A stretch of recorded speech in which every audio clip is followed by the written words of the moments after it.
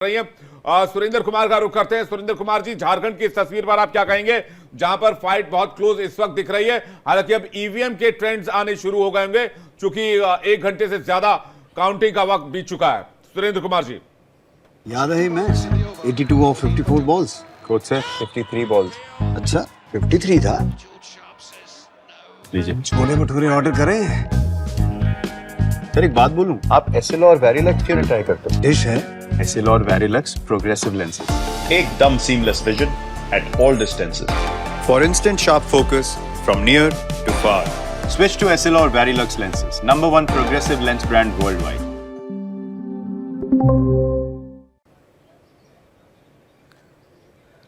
देखिए, झारखंड की जहाँ तक बात है, अभी तो आपने ही कहा कि शुरुआती रुझान है, लेकिन अभी हमारे भाई साहब पहले ही आते ही ईवीएम पे सवाल इन्होंने खड़ा कर दिया था। तो आप इनसे पूछ लीजिए कि अगर उल्टा पुल्टा भी अगर होता है, भारतीय जनता पार्टी आज तक कभी भी ईवीएम पर सवाल खड़ा नहीं किया, लेकिन ये विपक्ष के लोग जो है, ये हमेशा जो है ईवीएम पर सवाल जो है खड़ा करना शुरू कर देते हैं।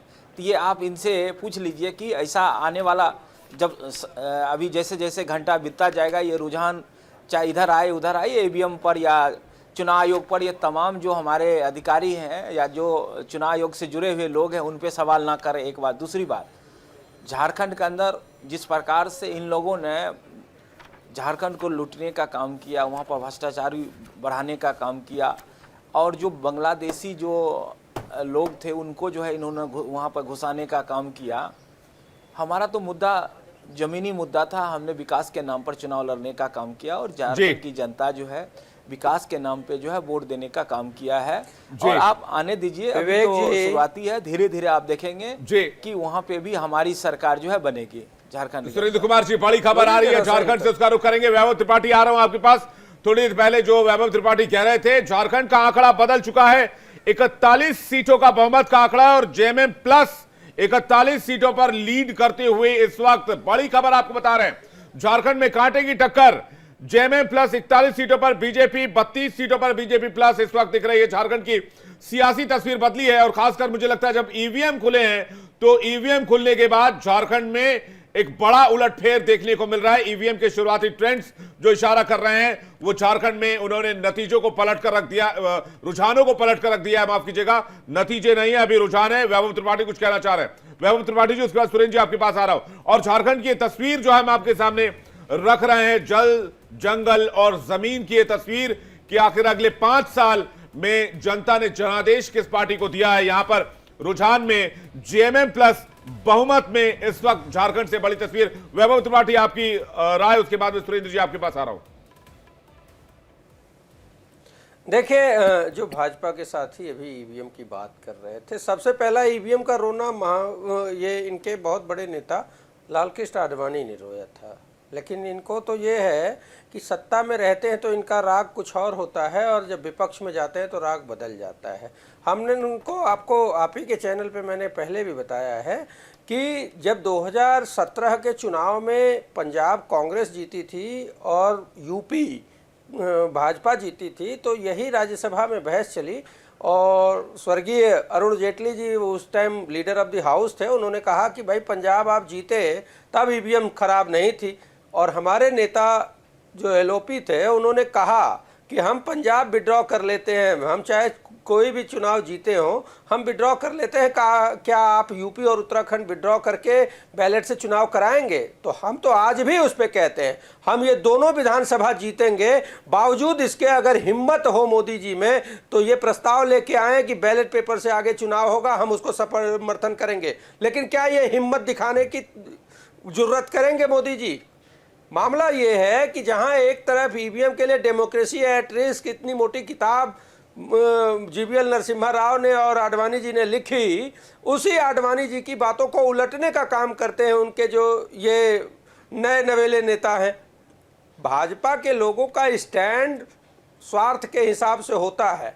हम चाहे वो एफडीआई का बिल हो, जीएसटी हो, चाहे इंदिरा मुजीब कॉन्ट्रैक्ट हो, इन सारी बातों को देखिए। जब हम विपक्ष में तब भी थे, तब भी हम वही स्टैंड रखते थे, जब सत्ता में आए तब भी वही स्टैंड रखते थे, और आज भी हम उसी स्टैंड पे खड़े हैं। ठीक है, लेकिन ठीक है, भाजपा जी, के राहुल लोग जी, मैं आपके मौका पास दे आऊंगी। के अभी एक जो एक ट्रेंड एक बना सवाल रहे हैं है, झारखंड फलक में एक सवाल ईवीएम थोड़ा सा पे ले लो, फिर अगर आप ये पूछ लीजिए। स्टैंड आप जब सत्ता में थे तो आप ईवीएम खराब कहते थे क्या? विधानसभाओं में हमारी नहीं, सरकार 1977 में सर बनेगी, जब फिर भी ईवीएम हम कहते इंट्रोड्यूस हैं हुआ कि इंडियन EVM पॉलिटिक्स बैन होना में, चाहिए। और 1980 में प्लीज सर वैभव मैं त्रिपाठी कह जी, रहा हूं कि हम दोनों वैभव त्रिपाठी जी विधानसभाओं में हमारा प्लीज जीतेंगे, भी ले बावजूद लीजिए, इसके खाली हमारा आपका ही स्टैंड प्लीज ये चलेगा है क्या? हमको कि एक बात EVM बताइए, बैन सुनिए होना मेरी बात। चाहिए। क्या आप ये कहने 19 की स्थिति में है? 1979 में ईसीआई ने ईवीएम का प्रोटोटाइप पेश किया। 6 अगस्त को 1980 को चुनाव आयोग ने राजनीतिक पार्टी को दिखाया।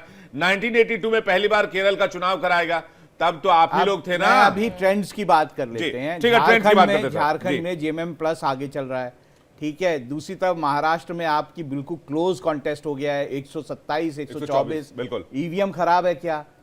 आप क्या विधानसभा चुनाव नहीं जीते हैं पिछले दिनों में? जब आप सत्ता में थे तो आपने कहा था कि ईवीएम से चुनाव नहीं करने चाहिए। तो देखिए, ये बात बिल्कुल गलत होती है कि जब आप सत्ता में हो या आप जीत जाएं तो ईवीएम पे चुप्पी साध लें, और जब आप हार रहे हो तो कहें ईवीएम खराब, ईवीएम खराब। तो खैर एनीवे ये तो देखिए, पॉलिटिक्स ऐसा में नहीं चलता है। ही मैं रहता क्या है। कह रहा हूं, मेरी बात को आप समझ ही नहीं पाए। मैंने ये इसी बात ईवीएम पे कही कि 400 का अगर नारा किया था ना हम एनडीए ने, दोनों विधानसभा इसी जीतेंगे, ईवीएम पे तब 400 का भी हम नारा EVM की लोकसभा बात में किया करते था ना। हैं। क्या जिस हुआ EVM एनडीए पे का? जनता को भरोसा नहीं है, उस ईवीएम को बैन कर दीजिए। इसी लेकिन ईवीएम क्या पे भारतीय 400 का जनता नारा पार्टी किया ऐसी बीजेपी स्थिति एनडीए में ने है कि वो लोकसभा कहे कि चुनाव EVM बैन में, क्या करो? हुआ? नहीं हुआ ना। इसी ईवीएम पे 400 का नारा कर रही थी ना एनडीए, लोकसभा में नहीं जीत पाए ना, तो ईवीएम कैसे खराब हो गई? आप हिमाचल का चुनाव जीत गए, ईवीएम खराब हो गई। लोकसभा में 99 सीटें जीते। हाँ, लोकसभा में 99 सीटें जीते। तो देखिए, किसी जो एक विवेक जी जी क्या तकलीफ क्या है सर आपको? नहीं, देखिए, ये बातों को घुमाने जैसी बात है। घुमा सब तो साफ-साफ बातें कर रहे हैं, सीधा बोले, घुमा तो घुमाते आप आप रहे हैं। है कि जिस जी बोलिए सर, बोलिए पूरा कीजिए। नहीं, देखिए, ऐसा है कि मैंने कहा ना कि हम दोनों विधानसभा जीतते हैं, उसके बावजूद हम कहेंगे जिस ईवीएम पे जनता को भरोसा नहीं है उस ईवीएम को बैन करना चाहिए।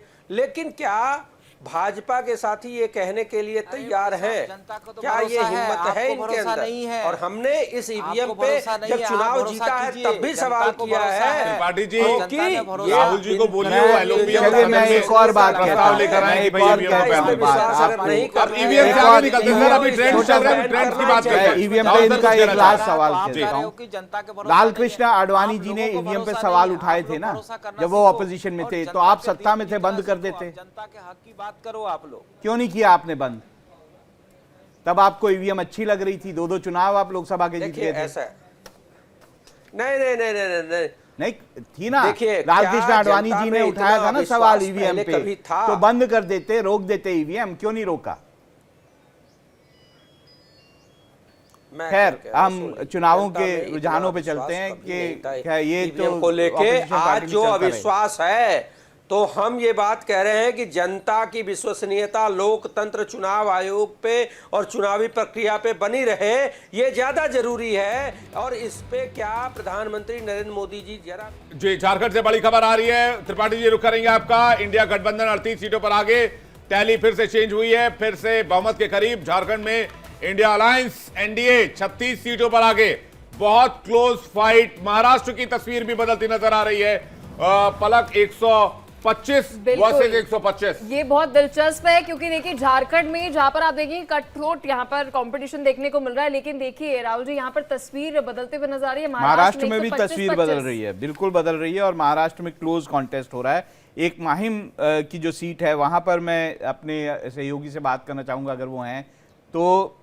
ये जो है महाराष्ट्र में अमित जो ठाकरे हैं एमएनएस के, माहिम में वो आगे चलते हुए दिखाई दे रहे थे। अब आपको क्या लगता है, वहां पे एमएनएस जो है ये सीट निकाल सकती है?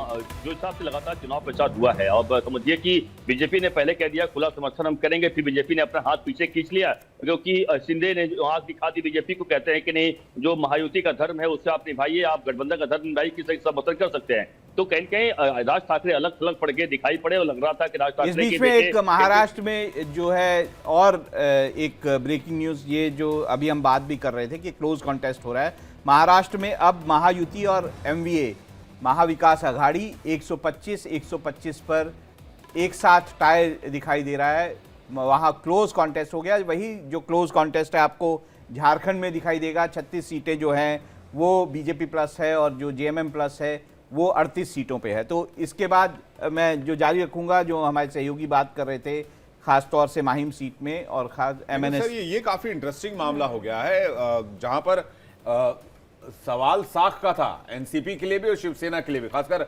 अजीत पवार के लिए और शिंदे गुट के लिए। और अगर बराबरी की फाइट हो गई है तो फिर ये टेंशन का विषय है महायुति के लिए। देखिए अगर लोकसभा चुनावों को आप देखेंगे, अगर एक वो मान लीजिए कि विधानसभा वार मान लीजिए, तो भी उसको अगर कन्वर्ट कर लें तो उसमें तो साफ दिखाई देता है ना कि महायुति जो है वो पीछे है जी उसमें। अब क्या वो जो है चेंज होगा, अगर मैं उसको बिल्कुल ही कन्वर्ट करके बताऊं तो महाविकास आघाड़ी अगर लोकसभा के हिसाब से देखें उनको कन्वर्ट करे विधानसभा सीटों में तो 153 सीटों पर जो है महाविकास आघाड़ी आगे है, महायुति जो है 127 सीटों पे। तो ये मैं बता रहा हूँ अगर विधानसभा सीटों में उसको चेंज कर ले तो साफ दिखाई देता है कि क्लोज कॉन्टेस्ट तो दिखाई ही देता था। और अब जो बातें भी आ रही थी कि किस तरह से मराठवाड़ा की, जो विदर्भ की और मराठवाड़ा की जो पूरी सीटें हैं वहाँ पर जो महायुति है उसको मुश्किलें आएंगी। ये मुश्किलें इसलिए भी आएंगी कि वहाँ पर जो हम विदर्भ की बात करेंगे तो वहाँ पर जो किसान है वो बहुत ज़्यादा खुश नहीं है। मराठवाड़ा में मराठा वर्सेस ओबीसी का मुद्दा जो है वो जो है महायुति के लिए फायदेमंद नहीं होगा। तो ये सारी बातें तो चुनावों के भीतर चल ही रही थी जी। और महाराष्ट्र से एक बार फिर से तस्वीर, बहुत क्लोज फाइट चल रही है। 129 128 की टक्कर इस वक्त साफ तौर पर देखी जा रही है। सुरेंद्र जी थोड़ी देर पहले कुछ कहना चाह रहे थे। सुरेंद्र जी आप कुछ कहना चाह रहे थे। मैं ये कहना चाह रहा था, इन्होंने कहा जनता के ऊपर छोड़ देते, जनता के ऊपर तो इनको भरोसा नहीं है। आप जनता को छोड़ दो, जनता के ऊपर भरोसा आप करना सीखो। जनता के ऊपर भारतीय जनता पार्टी ने भरोसा किया और जनता ने हमेशा से जो है जनादेश भारतीय जनता पार्टी के पक्ष में देने का काम किया। हमने कभी कोई आरोप नहीं लगाया। आप तो हमेशा से जनता के ऊपर ही आरोप लगाते हो और आपने हमेशा जो है लाखों करोड़ों लूटने के अलावा और कोई योजना आप नहीं बनाते हो।